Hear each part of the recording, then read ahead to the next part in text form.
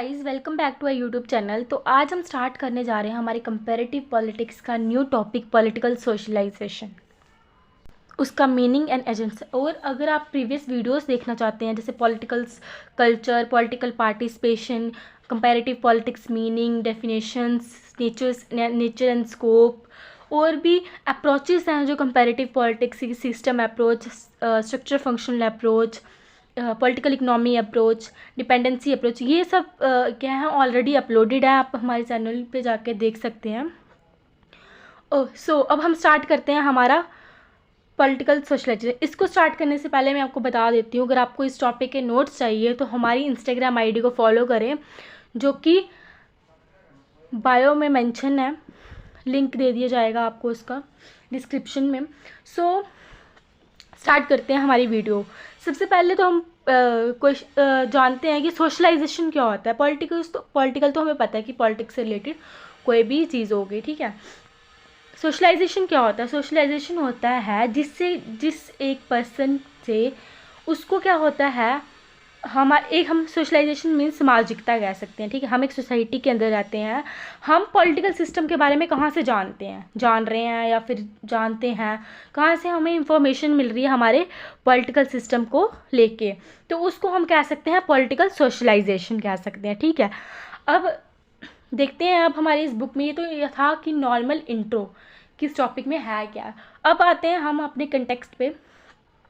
इसमें क्या कहता है, पॉलिटिकल सोशलाइजेशन जो है वो क्या है, एक प्रोसेस है जिसमें क्या करते हैं, पीपल लर्न करते हैं और गेट एक्विंस्टेड होता है, परिचित होना मीन्स कि जिनसे हमें क्या पता चलता है, हमारे पॉलिटिकल सिस्टम के बारे में पता चलता है, उसके various organs, institutions, processes, ideologies etcetera.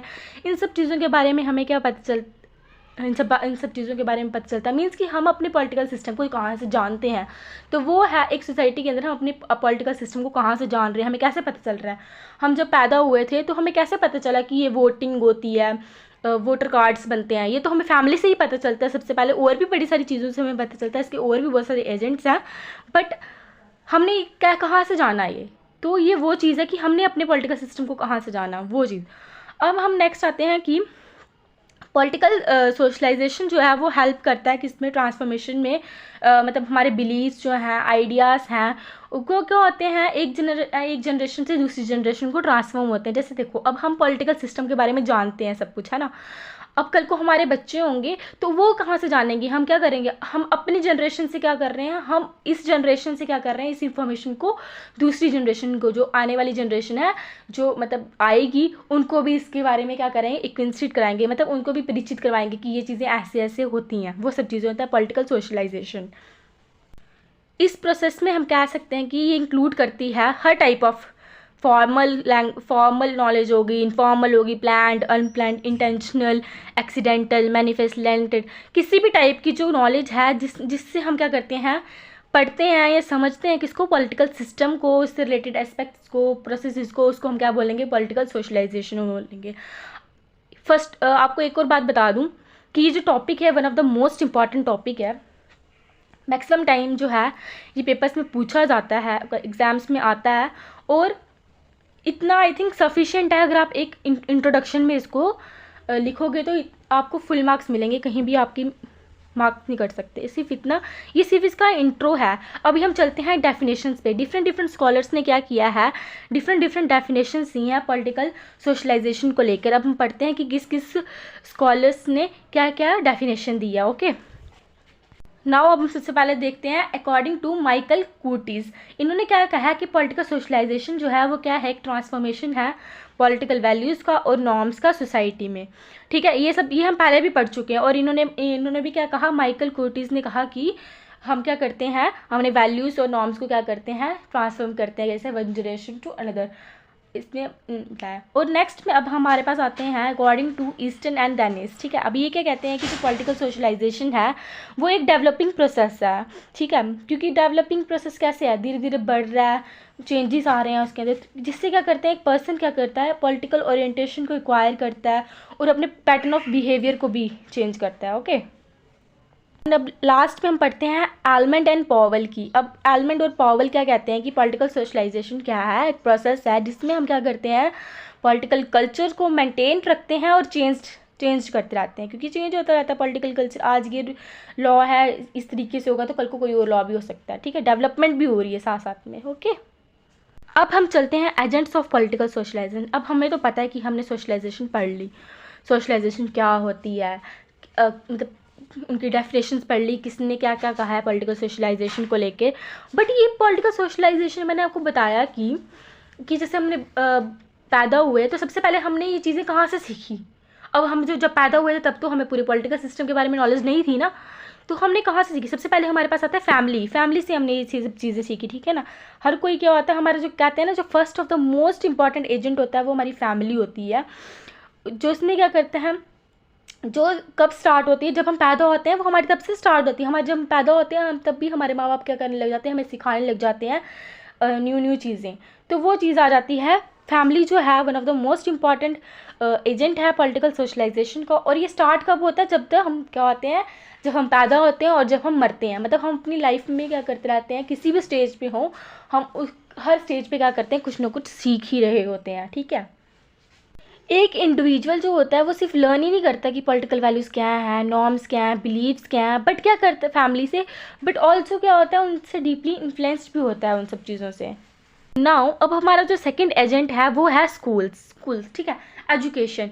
अब हमने फैमिलीज से पैदा हुए, हमने तब फैमिलीज से सीख लिया सब कुछ। अब आते हैं हमारे पास स्कूल्स में हम जाते हैं, वहाँ पे हमें एजुकेशन प्रोवाइड की जाती है, जो हमारी हेल्प करती है, हमें इन्फ्लुएंस करती है, किसके हमारे बिहेवियर को चेंज करने में, हमारे बिलीव्स को, मतलब हमें हमारे वेरियस बिलीव्स, नॉर्म्स, वैल्यूज़ को क्या करती है, इंडिविजुअल के अंदर बिल्ड करती है, ठीक है, कि हाँ हमें इस तरीके से चलना है, ठीक है। पहले तो हमने फैमिली से सीखा, फिर हम स्कूल में पढ़ने गए तो वहाँ से हमने सीखा कि कैसे कैसे हमारे बिलीव्स या नॉर्म्स और वैल्यूज़ जो हैं वो हमारे बिल्ड हुए।